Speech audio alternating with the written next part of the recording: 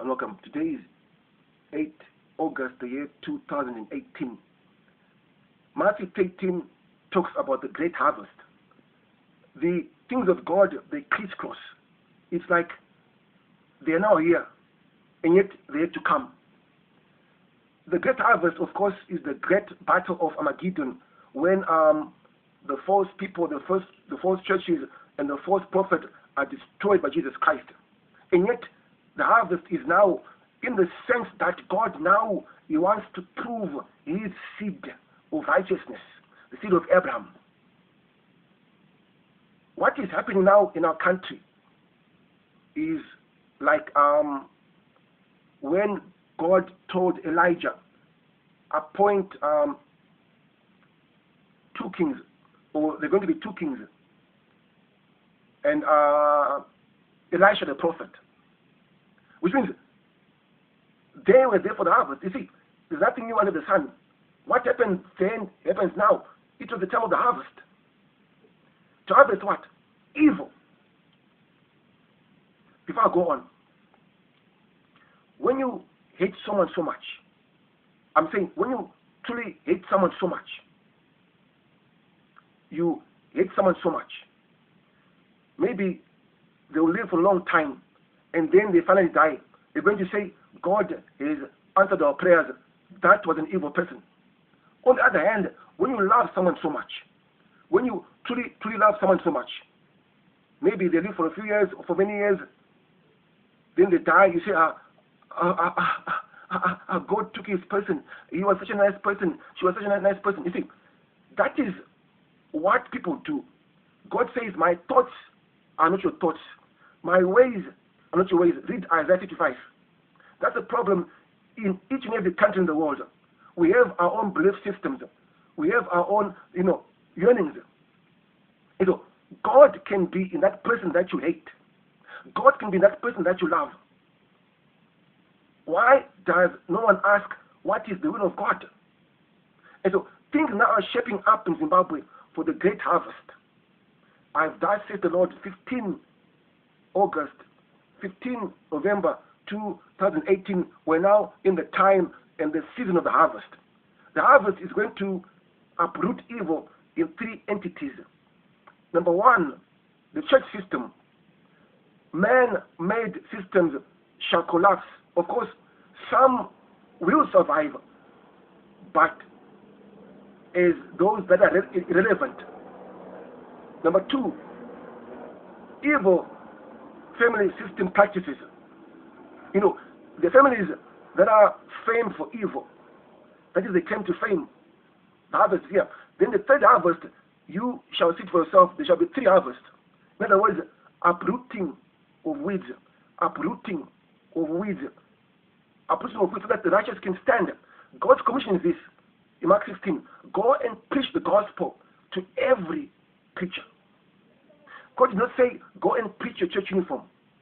Go and preach your church ideas. Go and preach your famous evangelist. Go and, worship your prophet. Now,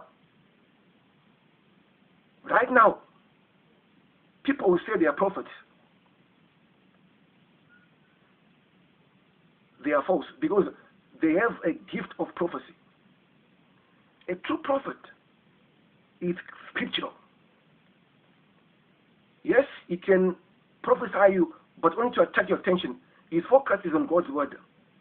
These days, these so-called prophets, they do anything that God despises, that God is against.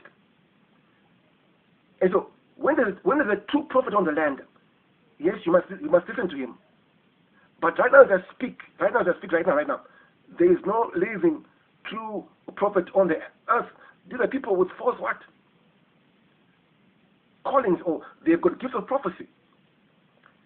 And the harvest will prove that, because they're going to say, what is the purpose of the harvest? To prove such things. Then the people will say they are apostles. Again, the harvest is going to prove them. We're coming out of a time whereby for every Moses, there is a Jethan and Korah challenging them.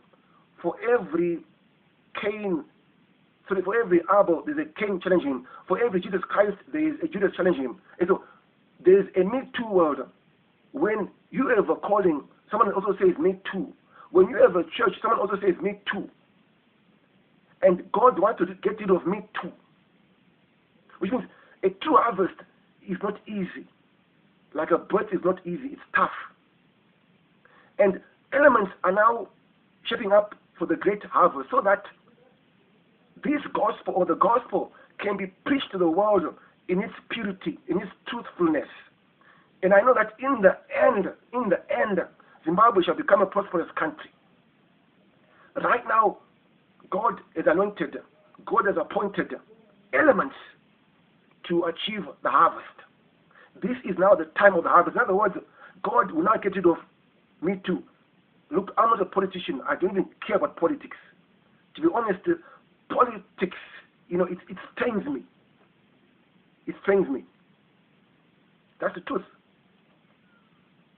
But what if those things which seem to be confusing in politics, which seems to be, so confusing, what if they are part of the process in God's hand to achieve the harvest? So now, from today onwards, don't just say, we hate that person. We love that person. Find out if God is working in that person. Find out. And now, when the time of the harvest, God said, go and preach the gospel. Do not say, preach your church uniforms, preach your ideas. Have many churches which are led by a prophet. It did not say that. But I believe that there was a true prophet sent to the Gentiles. That I believe. Only one prophet. But in as far as all this is concerned, no wonder why God is saying this is the time for the harvest. Now, once a nation becomes first in the order of the harvest, they'll become exemplary. They'll become a first fruit. But right now, it is the time to uproot weeds, to uproot weeds, to uproot weeds, to uproot weeds in the realm of churches, in the realm of evil, family extensions, and there's a third also part where God is going to harvest. My name is Raymond Mafokite. For more of these kind of utterances, please go to www.heavenbread.uco.org. Before Uco is YOOCO. That's heavenbread.uco.org. The harvest is here. God wants the word to be preached. That is the purpose of the harvest. God wants his seed, not the corrupt seed, to be proven. Bye for now.